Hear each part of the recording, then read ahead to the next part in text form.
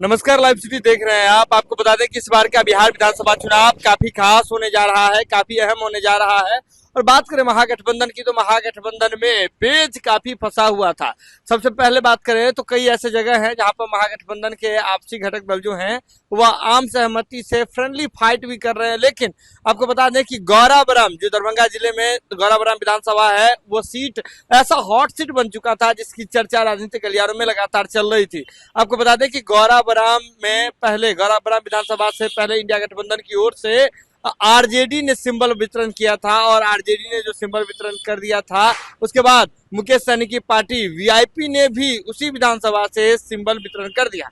आपको बता दें कि आरजेडी, वीआईपी और कांग्रेस के बीच में सीटों को लेकर के, सीटों की संख्या और कौन कौन से विधानसभा होंगे, इसको लेकर के जब नॉमिनेशन की आखिरी तिथि थी उससे एक रात पहले तक सब कुछ ठीक तरह से स्पष्ट नहीं हो पाया था। हालांकि अभी तक आपको बात करें तो पहले नामांकन की, जो पहले चरण के नामांकन की तिथि क्रॉस कर चुकी है, लेकिन अब तक वीआईपी पार्टी ने सिर्फ 6 उम्मीदवारों को उतारा है। 6 उम्मीदवार जो है वीआईपी पार्टी के नामांकन किए हैं और 6 ही लोगों का लिस्ट जो है वह जारी किया गया है। हालांकि वीआईपी पार्टी की ओर से यह कहा जा रहा है, जो सूत्र बताते हैं कि वीआईपी पार्टी को 15 सीटों पर जो है चुनाव लड़ने के लिए कहा गया है इंडिया ब्लॉक की ओर से। लेकिन अब आपको बता दें कि गौराबरम जो हॉट सीट बन चुका था, जहां से पहले आरजेडी के सिंबल पर अफजल अली जो है उन्हें सिंबल मिला था राष्ट्रीय जनता दल की ओर से, उन्हें वापस करने के लिए भी कहा गया था। लेकिन अफजल अली जो है, आपको बता दें कि आरजेडी के सिंबल पर उन्होंने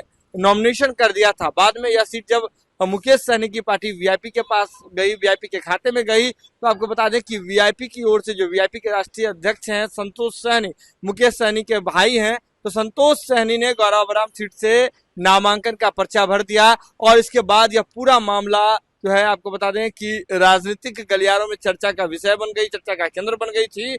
और लोग इस बात की चर्चा कर रहे थे कि महागठबंधन से असली प्रत्याशी वहां कौन है, क्योंकि आरजेडी के भी सिंबल पर वहां प्रत्याशी उतर चुके थे। इसके बाद वीआईपी पार्टी के भी सिंबल, चुनाव चिन्ह जो 9 छाप है, उस पर भी प्रत्याशी उतर चुके थे। तो ऐसे में चर्चा काफी गर्म थी। लेकिन अब आपको बता दें कि राष्ट्रीय जनता दल की ओर से बिहार के मुख्य चुनाव आयुक्त को जो है आपको लेटर जारी किया गया है, लेटर लिखा गया है। पत्र में कहा गया है कि महागठबंधन की ओर से आरजेडी के सिंबल पर वहां प्रत्याशी, गौराबरम में प्रत्याशी न उतारने का निर्णय लिया गया है। तो ऐसे में वह चुनाव आयोग से अपील करते हैं कि वीआईपी पार्टी का जो सिंबल है और वीआईपी पार्टी के जो प्रत्याशी हैं उसे ही वैध माना जाए।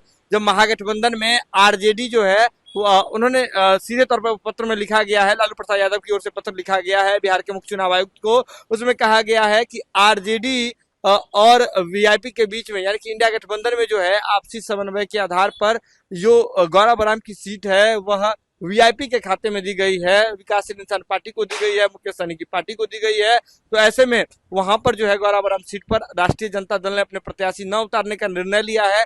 तो ऐसे में कोई भी अगर राष्ट्रीय जनता दल के सिंबल पर नॉमिनेशन करता है तो उसे वैध न करार दिया जाए, यानी कि वैलिड नहीं करार दिया जाए। तो सीधे तौर पर समझ सकते हैं कि आरजेडी जो अपनी ओर से, आरजेडी ने सिंबल बांटा था अफजल अली जी को, तो उन्होंने जो नॉमिनेशन भी कर लिया था। तो अब राष्ट्रीय जनता दल की ओर से यह चिट्ठी, यह पत्र लिखा गया है कि आप जो है, चुनाव आयोग से कहा गया है कि चुनाव आयोग आरजेडी के सिंबल को गौराबरम में वैलिड न माने, क्योंकि आरजेडी ने किसी को अधिकृत ही नहीं किया है कि वे जा करके गौराबरम सीट से जाकर के चुनाव लड़े। वहां पर महागठबंधन के घटक दल के रूप में जो वीआईपी पार्टी है, तो वीआईपी पार्टी के प्रत्याशी गौराबरम में चुनाव लड़ेंगे। आपको बता दें कि महागठबंधन में खींचातान आखिरी दौर में भी समाप्त नहीं हो रहा है। लेकिन गौराबरम का ये मसला तो सुलझ गया है, लेकिन कई ऐसे सीटें बिहार में, करीब 8 से अधिक सीटें ऐसे माने जा रहे हैं जहां पर कांग्रेस और आरजेडी के बीच में ठनी हुई है। वहां जो है सभी दल अपने अपने प्रत्याशी, दोनों दल अपने अपने प्रत्याशी को उतार चुके हैं।